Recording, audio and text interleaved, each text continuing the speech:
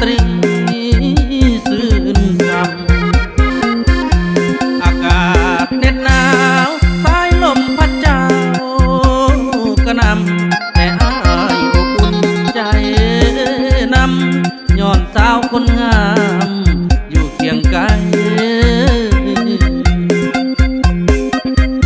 ลำวงเลิกลาสองเฮาพร้อมพา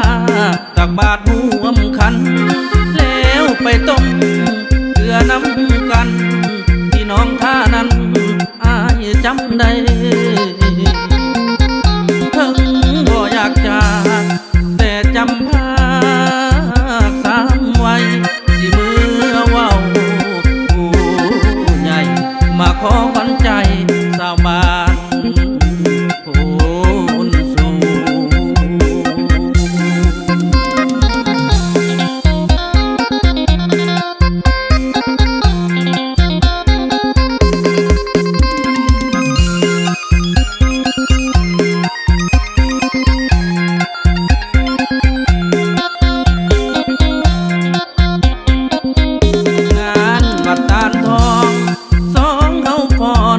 ลำวง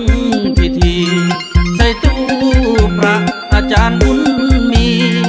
ยามราตรีซื่นซ้ำอากาศเหน็บหนาวสายลมพัดเจ้า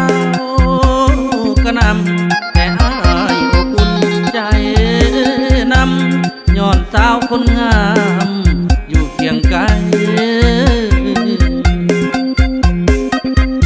ลำวงเลิกลาสองเฮาพร้อมพาตักบาตรร่วมขันแล้วไปต้มเกลือน้ำกันที่น้องท่านั้น